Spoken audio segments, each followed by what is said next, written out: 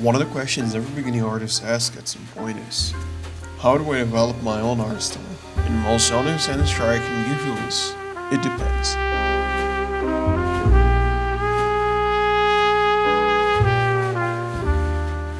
Today, I want to show you how I developed my own personal style and how it became recognizable over time. Hi, I'm Lucas, and welcome to Artist Dilemmas.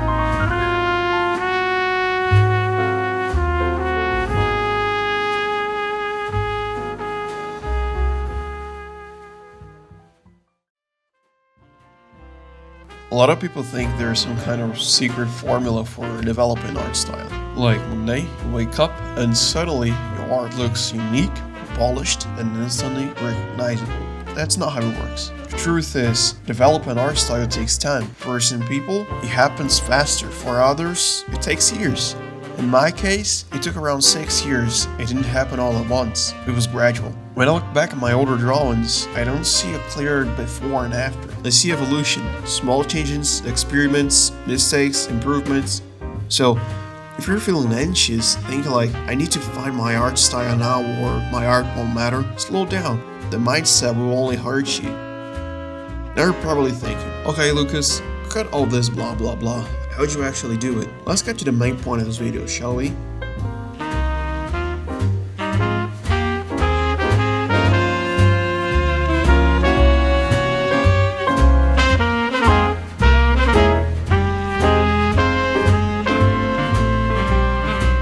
Developing art style is a lot like building a Frankenstein's monster. It's alive! It's alive! It's alive! It's alive! Let me explain. I've had many inspirations since I started learning how to draw. Artists like Jim Lee, Ivan Reis, Jorge Jimenez, Greg Smallwood, and many others. And the interesting part is that their styles are very different from each other. Some lean more toward realism, others are more stylized, some focus heavily on anatomy and structure, while others shine through mood, atmosphere, and color, for example. Because of that, I ended up learning different things from different artists. From one, I learned lining confidence, from another, composition, color choices, lighting, or storytelling. And that's where the Frankenstein idea comes in. You start picking pieces here and there, not consciously at first, but naturally. A bit of this artist's line work, a bit of the artist's color palette, a certain way of simplifying shapes, a certain mood you like to create. But then comes a big question. Isn't that just copying? The answer is yes and no. Copying can actually be extremely useful when you're learning. I learned a lot by copying artists I admire. But here is the important part. Copying only works if you're trying to understand what you're doing. Why did this artist choose this angle? Why is the shadow placed here? Why does this space feel expressive even with simple shapes? If you're just replicating an image without thinking, you're not learning, you're just reproducing. And that's pointless. Now, before going further, I want to talk a bit about the illustration I'm working on this video. Well, since I've been talking about Frankenstein, I thought it made sense to draw him. When I started this illustration, I honestly didn't know exactly what I wanted to do. I didn't have a clear final image in mind. So instead of forcing an idea, I decided to let the process guide me. And little by little, this image started to appear. Frankenstein walking through a forest, holding flowers, maybe bringing them to his bride, maybe just enjoying a quiet moment. At first, the idea was to keep the background very simple, just a flat color. But halfway through the drawing, I felt like it needed more context. Something subtle, too detailed, just enough to support a story. That's how the forest came in, completely improvised, just shapes, silhouettes, and atmosphere to help the viewer understand the moment. I've also been experimenting with no inking brushes lately. Procreate had a big update recently with a lot of new brushes, and I started tweaking one of them to fit what I like. It's not exactly what I'm looking for yet, but it's close enough.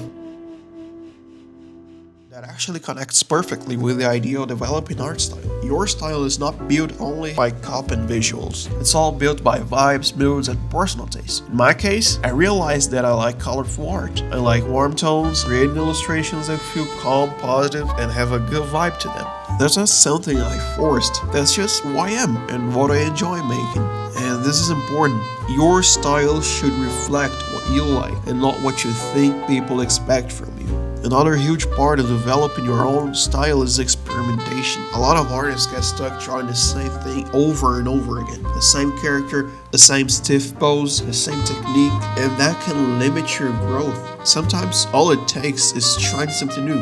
Me, for example, I started with realism and a bit of anime, then I tried comic art, and I completely fell in love with it. Years later, I tried render digital painting, and once again, it changed everything for me. Each experiment added something new to my visual language. Even the things I didn't like taught me something. And finally, one of the best tips I can give you is watch your favorite artist draw. Back in the day, I watched a lot of videos of Jim Lee drawing. Just seeing his process helped me improve a lot. Understanding how he builds form, how confident his lines are, and how he thinks while drawing. Today, it's even easier. Many artists share their process on YouTube, Instagram, or even live streams. Some of them even teach specific techniques on YouTube. For example, David Pinch. He frequently posts videos where he explains how to draw anatomy, gestures, and storytelling through art. Sometimes he's even live streaming just drawing a character. And that's very helpful for beginner artists, or even if you're not a beginner anymore and you learn something more advanced. I'll make sure to leave his channel linked in the description.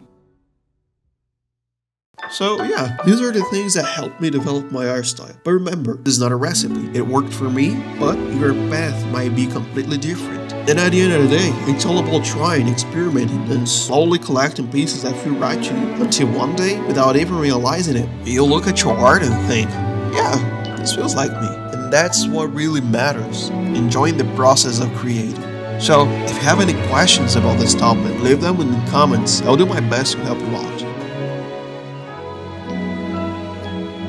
Thanks for watching, keep practicing, peace.